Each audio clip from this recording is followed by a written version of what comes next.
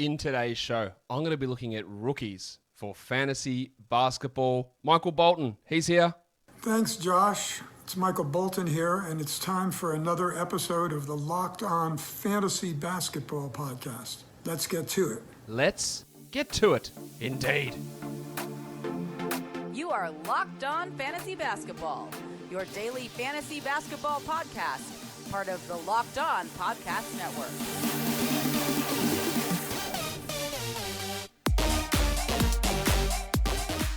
Hello and welcome to the Locked On Fantasy Basketball Podcast, brought to you by Basketball Monster. My name is Josh Lloyd and I am the lead fantasy analyst at basketballmonster.com and at Yahoo Sports Australia. And you can find me on Twitter, as always, at redrock_bball and on Instagram at Locked On Fantasy Basketball. We did fourth-year players, we did third-year players, we did second-year players. Now let's look at rookie players for fantasy basketball and sort of some expectations early on in the process.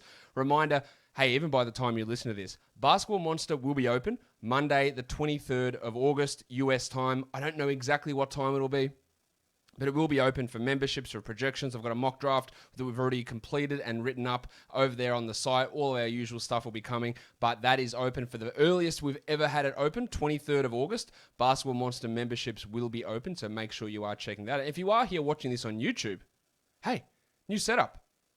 Things might be a little bit clunky as I deal with new software, as I deal with new hardware, a new camera, new lighting, new desk, dual monitors, and new PC. Hopefully everything goes according to plan. I hope there's not too many hiccups or things going wrong, but whatever there is, we will endeavor to get those fixed over the coming weeks. But that's where we're at. We are here, new setup, but of course today, this is nothing new. We're brought to you by Rock Auto. Amazing selection, reliably low prices, all the parts your car will ever need. Visit rockauto.com and tell them that Locked On sent you. So let's talk rookies. We are here to talk rookies, and in general, reaching for rookies is a bad idea in fantasy. On average, 3 to 4 rookies in category leagues will be top 100 players over the course of the season. When you get to March and April, you'll probably get 5 or 6 being impact guys. But for the beginning of the year, those guys suck. You know, a great example of that was, say, Goose this year, Anthony Edwards, who sucked. He was really bad to begin this season, and then by the end of the year, he was cranking along. You had guys like Kenyon Martin Jr., who you shouldn't have anything to do with at the beginning of the season, and then by the end of the year, he was putting up great numbers. But if we look at a totality of a season, is that rookies in general, you get 3, I think we had 2 top 100 guys last year. I think Anthony Edwards finished 101st. Halliburton and Ball. So let's say 3, including Edwards. And that's probably what you get this year in category leagues as top 100 players.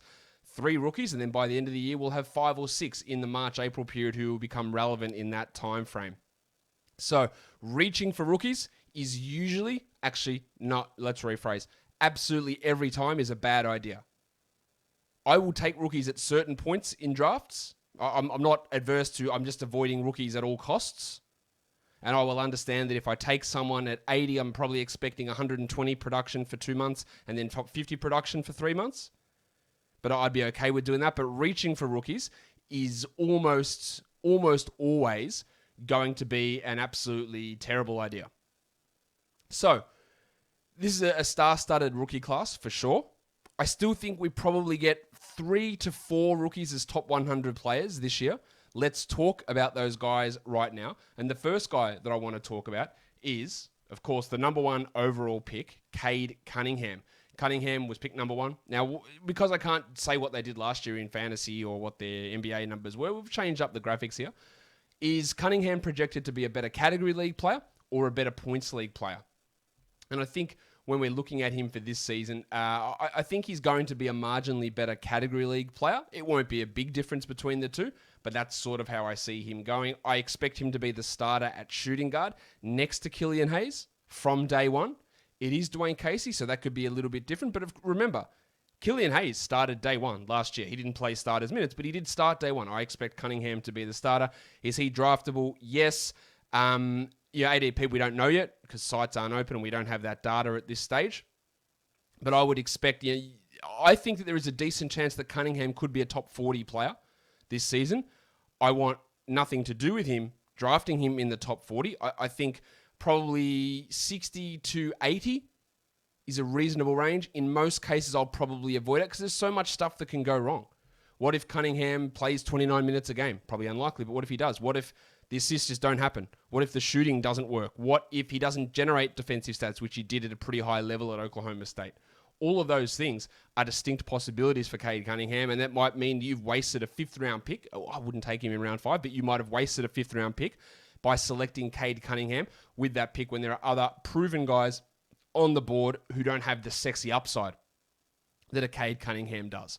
So just be really, really careful when selecting rookies in fantasy drafts, because you just don't, there's so much unknown and so much in-season variation and fluctuations from what they do.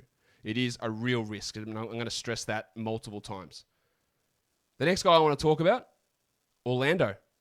I think they got a real steal by having this guy fall to them at number 5, Jalen Suggs. I think Suggs is going to be marginally better in a points league format, just marginally. Not going to be a huge difference there, but I think he's going to be marginally better. He can give you nice rebounds, a good rebounder, good steals, good assists. The percentages for him weren't ideal, especially free throws. You would hope they'd be a little bit higher, so let's see how that translates across. He also wasn't a big 3-point percentage volume guy at Gonzaga, so hopefully he's able to get a little bit more happening there. I do believe that Suggsy will be a starter, but there's a lot of options there. There is, of course, Cole Anthony, who started last year. There is Gary Harris. Nice, Gary! There's RJ Hampton. They won't start Terrence Ross, I'll assure you of that.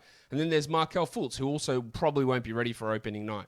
If I was to put money on it, I would say Cole Anthony and Jalen Suggs start in the backcourt, and then Fultz comes back, and then it's Fultz and Suggs in the backcourt. Both guys have got the size to play off-ball. I think Suggs has got the shooting and the defensive ability to play at the 2 as well. And I think he probably does start at the 2 this year. But ideally, I think already he's by far the best prospect on this team. And I think he's going to be, within a month, the best guard on this team. But that doesn't mean that he's going to produce at a super high level immediately. So don't get overly fired up about it. Draftable, yes, of course. He's assists and steals, probably is going to be biggest strength. The free throw is something I do want to watch for him. But to me, he's probably more of an 8th or 9th round guy, maybe 7th, because point guards do fall off.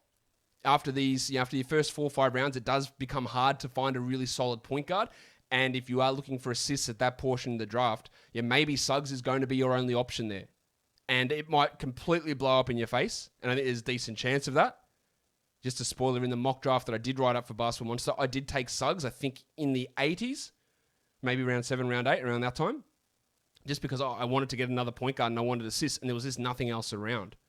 So I took Suggs at that area, but I wouldn't be suggesting going higher than that. And I think probably, if you can wait till I pick 100, it's going to be a better option for you. In large part, I took Suggs there so I could just talk about the idea of taking rookies and the risk reward in that mock. But it is always going to be a pretty significant level of risk that you have to take on if that is indeed what you are doing. Guys, if you have a problem with excessive sweating, and there are plenty of you out there, whether it's you or someone you love, Sweatblock is the product that you need to get to them. It is doctor created and doctor recommended, and it works for up to 7 days. It also has the dry shirt guarantee. If Sweatblock doesn't keep you dry, you get your money back. How good's that deal? But you can also get a better deal because you can use a 20% discount code, careful of those wording, 20% off by using Locked On at sweatblock.com. What you do with Sweatblock at night, you go home, you use the wipes, wipe them in your pits, go to bed, have a snooze, get up the next morning, have a wash, and you're ready to go. And that covers you for up to 7 days. And at most, you have to use it twice a week. That is stronger than most clinical antiperspirants. Sweatblock is the product that you have been waiting for if you suffer from hyperhidrosis. No one wants to be up presenting in front of people at a board meeting and there's just water dripping down your sides and a big pool pit stain on your blue shirt. Absolutely horrendous look. Sweatblock is what you need. 20% off sweatblock.com, or you can get it at Amazon and at CVS as well. Sweatblock.com, use our promo code LOCKEDON. Football season, we are back. Do you love football? If you do, you can put your brains and your money where your mouth is, because as football cranks up, professional, college, BetOnline is the place that you need to go to make your bets. It is your number one spot for all college and pro football action this season. Get all the updated odds, props, and contests, including online's biggest $500,000 NFL mega contest and the world's biggest $200,000. I thought that was a typo. $200,000 NFL Survivor contest. Open now at BetOnline. Head to that website and will use your mobile device to sign up to receive your 100% welcome bonus. And be sure to take advantage of their opening day special. Super promo. Make a bet on the season opener, Thursday, September 9th. The Super Bowl champion Tampa Bay Buccaneers against America's team, the Dallas Cowboys. If you lose, your wager will be refunded up to $25 for new customers and only when signing up and using the promo code NFL100. BetOnline is the fastest and easiest way to bet on all your favorite sports, from football, basketball, boxing, and right to your favorite Vegas casino games. Don't wait and take advantage of all the great offers available for the 2021 season. BetOnline are your online sportsbook experts. All right, who is next? Let's go to another Jalen. Let's go to Houston to speak about Jalen Green, the number 2 pick in the NBA draft. I think he's going to be a marginally better category league player than points league guy. It's not a huge difference between the two. I think that out of all of these rookies, he is going to get reached for the most because people get super excited by a flashy guy that will score. I don't think that Jalen Green is going to come in and average 20 points a game as a rookie. Remember, John Wall, Eric Gordon, Kevin Porter, Christian Wood. These guys are still on. Yeah, but Josh, John Wall and Eric Gordon aren't the future. Yes, I know that. But this is the present. And John Wall and Eric Gordon, they're not going to come in and just not play. It's just not going to happen.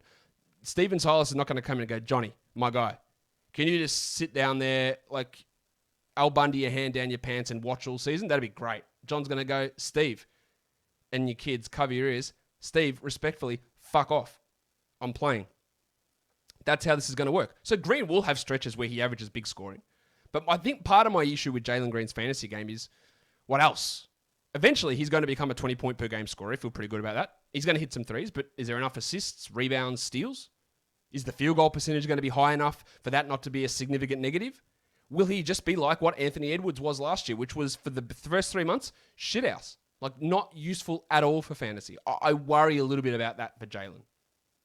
He's going to be dynamic. He's going to be explosive. It does look like the Rockets are leaning towards starting him this season, next to Kevin Porter and next to John Wall, which is going to be just brutal defensively. I don't know if you're playing Porter, who thinks he's a point guard at the 3, or you're playing Jalen Green, who's skinny as shit playing at the 3. Like, that is going to be a defensive nightmare. But yeah, they are probably going to start. Green is going to be overdrafted. He's going to have an ADP in the 70s would be my guess. I don't know. I'm making that up, but that's how I guess things are going to go. I would not pick him inside the top 100. I just think there are too many significant risks there that it's going to be hyper inefficient with that low usage and not enough peripherals around there. I think that, at the way my projections currently set, I think that Suggs will actually outperform him from a fantasy basis. I don't have supreme confidence in that, but just because Suggs' ability to rebound more, get more assists, and probably get more steals probably puts him ahead of where Green is, but Green will almost undoubtedly go ahead of Suggs, in my opinion. He went super early in the mock draft we did the other day as well. 20 points per game is really valuable. I'm just not sure that Green comes in and does that straight away. Maybe he does, but there is a significant risk in trying to do that. He's a draftable guy, sure. He's going to get drafted way too high, in my opinion, but we just need to see how that all pans out and to how he looks. But just be one of those guys, again, who I think the hype around him is probably going to be very high, especially if he has a couple of preseason games where he goes off. And if he does do that, I think context around that's going to be important. Did John Wall play? Where did they play him? What did Kevin Porter do? How did Christian Wood look like? Or did they just say, Jalen, go and do everything in a full-strength lineup? That's going to be really important. But we see these guys will come out and have these 40-point preseason games, and everyone gets absolutely rock hard and gets excited about it, and then there's context that gets missed. So I think we need to be really cautious with Jalen. He'll have some points value, mainly because his efficiency won't be a problem there. But again, I still think that if things do work as I expect, he'll be marginally, like bees a dick, better in a category league. But it won't be a significant difference in those two formats. Let's go to Cleveland now. Look at the number 3 overall pick, Evan Mobley. Again, at this point, what I am expecting is for Mobley to be the starter very early on. probably opening night next to Jarrett Allen. My understanding is in Cleveland, and there's still lots of water to go under the bridge there. I think Larry Nance is out. I don't think Kevin Love is going to be a starter. And I think they're going to start Mobley next to Allen. Now, in my mind, Mobley is a center. His position in the NBA in the future is at center. Yes, he's a little bit thin at the moment, but I'm not sure I love him being playing at the 4 and trying to defend out there, regardless of how thin or skinny or weak he is a center. And I think it's, just wait till he gets strong. Like, just play him at his best position. But they're not going to do that. He's going to have some issues with three-point shooting and free throw percentage. But I think he's going to block a lot of shots early on, especially weak side stuff with Jarrett Allen protecting the paint. That's going to help Mobley. He'll score a bit. His passing was really, really good in Summer League, so I'm looking to see how that works because we've seen Nance and Love put up really good assist numbers in Cleveland. And Mobley can just basically fit that role, especially when Garland and Sexton aren't great facilitators. There could be some value there for Mobley. So that's going to be really interesting. I think he's a guy that, again, you don't want to take inside the top 100. I think he's probably going to be better in a points league form, but again, that's really, really, really tough, really sort of squeezing in where they go and how close that is. I think it's pretty close. I think Mobley, if it comes together for him, he has got second highest upside in this class for fantasy behind Cade, but I don't know if it's going to come together that way. It might not. So I'm really interested to see how it works, but there is so much, not confusion, but Love and Nance are still there. So they're still going to have somewhat of an impact on what he's able to do this year. But I still like him as a late pick. The rebounds, blocks, assists, hopefully field goal percentage can all come together as be positive. Points, I'm not sure. Hopefully the free throws and threes are able to come together, but I'm not 100% convinced on those. Hopefully we get that happening, but it's, again, not a guarantee by any stretch. But I'll tell you what is guaranteed.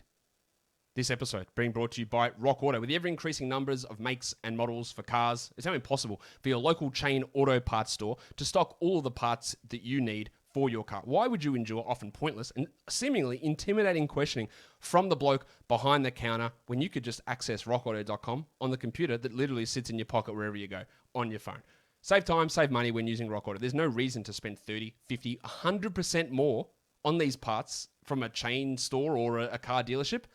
Get that garbage out of here. Go to rockauto.com. It's a family business serving online do-it-yourselfers for over 20 years. They have everything you can need. Brake parts, tail lamps, motor oil, or even new carpet. Go and explore their easy-to-use website to find that solution for your auto parts needs. Go to rockauto.com right now and see all the parts available for your car or truck and write Locked On in their How Did You Hear About Us box so that they know that we sent you. Rock Auto. Amazing selection, reliably low prices, all the parts your car will ever need. rockauto.com.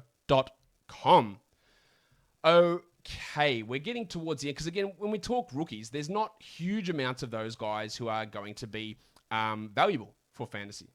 Let's talk about a guy who I do think is going to be somewhat valuable, and we head to Oklahoma City, Josh Giddey.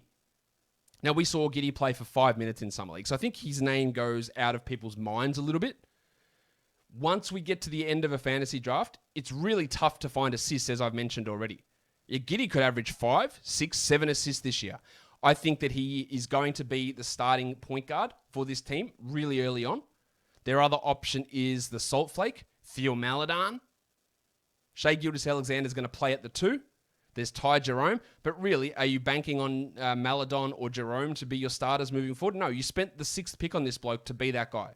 Now, he might start for a month or so coming off the bench, but I do think that Giddey is going to be the starter and is going to put up some pretty good numbers. Now, you're going to have worries with his percentages for sure. And that's going to lead to him probably being a better points league guy than category league guy because field goals and free throws both might be pretty shithouse and he probably won't hit a ton of threes. But getting good rebounds, really good rebounder, getting some good assists, and the fact that he's going to have, I think, a relatively stable role on this team is going to be useful for fantasy. So yes, he's a draftable guy. Again, finding assists late and a starting point guard late, it's not easy to do. And he is going to be that option for you. I think with a last pick, a 12th round pick, you can grab Giddey. He actually went undrafted, I think, in our mock draft that we did, which was really intriguing. I probably should have snagged him with the last pick. I don't remember exactly who I picked with that last pick. But a bit surprising he went undrafted. I think he's going to be a pretty popular target of mine in late rounds. And if it doesn't work and they're playing him 20 minutes behind Maladon, then you just piss him off. You go, see you later, Josh. Come back later on. Keep an eye to see if they do change that rotation at any point in the season, because I think they will. But at this point, I do expect him to be a starter very early on. How he looks in preseason and how they use him in preseason, of course, is going to be really key with that. But at this point, I am pretty interested to see exactly what happens with Josh Giddey. Let's go back to Houston now, because they had 4 first-round picks.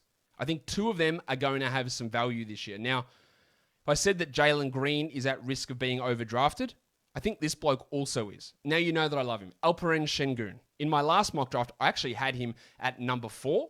And in that show, I said, probably actually Suggs at 4 and ŠENGÜN at 5 is what I would do. But, I sort of went a little bit wild and said, let's put ŠENGÜN at 4.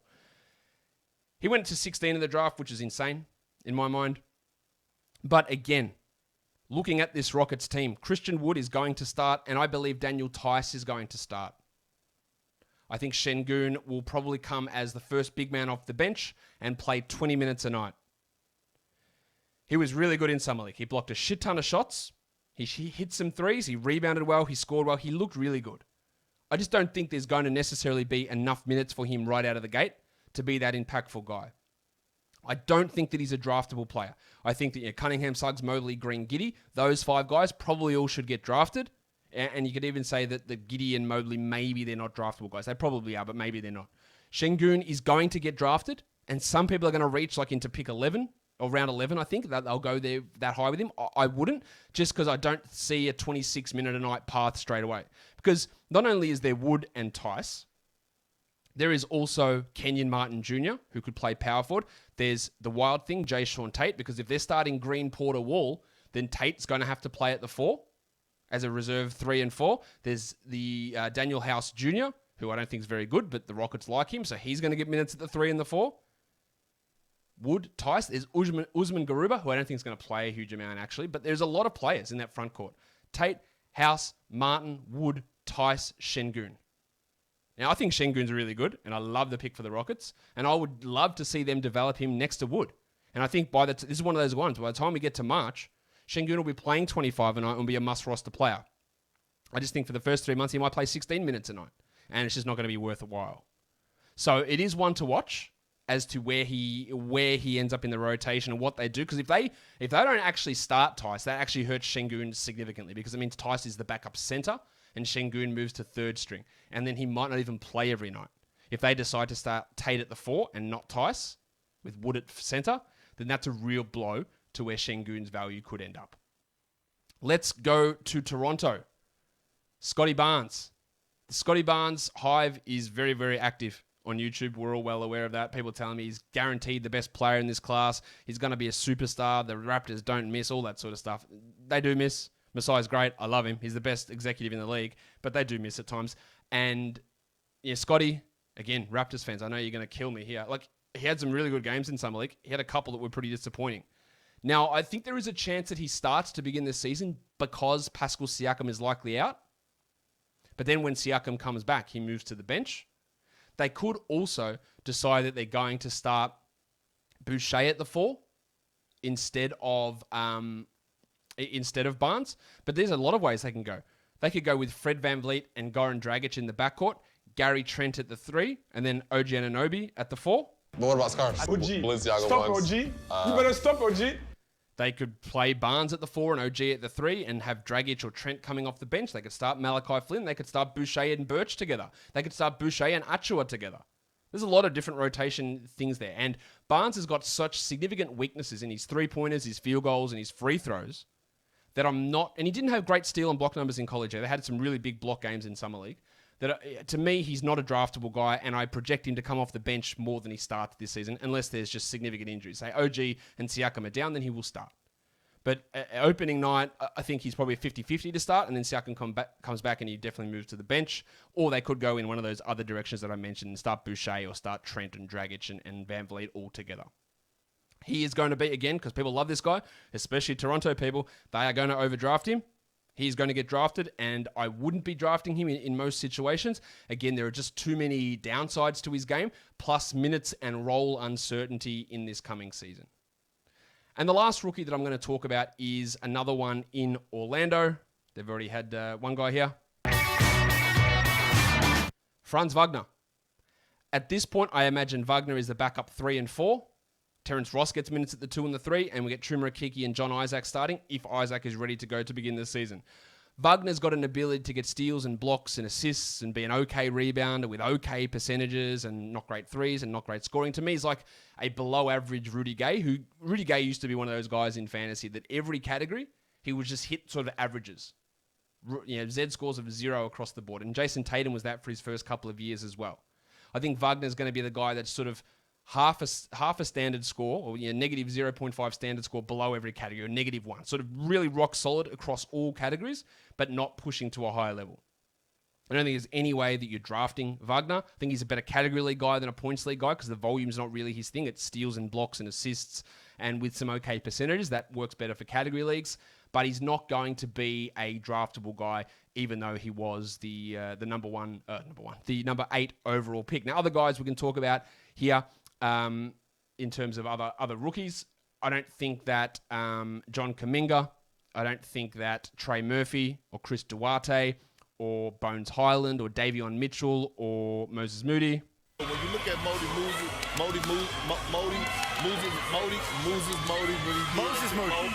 Moody. I just don't think any of those guys are going to have, without injury, a large enough role to really have any sort of fantasy impact for us this season. We watch to see what happens with Kuminga and Moody. We watch to see what Trey Murphy's role is, but at this point, he's going to be the backup to Brandon Ingram. Chris Duarte, he put up good numbers in Summer League, especially defensively, but Brogdon, Levert, Warren, McConnell, Justin Holiday, Edmund Sumner, Jeremy Lamb, like all those guys are going to be in the mix now. He can probably jump ahead of Sumner, but they're all in the mix for minutes at the 1, 2, and the 3. I'm not sure if Duarte is going to have a large enough role to make that great. Same with Davion Mitchell, Fox, Halliburton, Hill. They're all still there. So 4th guard at best, probably. For Mitchell, just not enough minutes for me for him to be an impactful guy. And yeah, those guys that I mentioned, and even I'm not even sure Barnes and Wagner can crack the top 200 this year, but they're the only guys who really have a shot, I think, of cracking the top 200 for this upcoming season. That will do it for me today. Let me know what you thought about today's show. You can do that in the YouTube comments down below. Also, follow this podcast, Apple Podcasts, Google Podcasts, Stitcher, Spotify, and on the Odyssey app on YouTube. Give it a thumbs up, ring the bell, leave your comments down below. Guys, we are done here. Thank you so much for listening, everyone. See ya.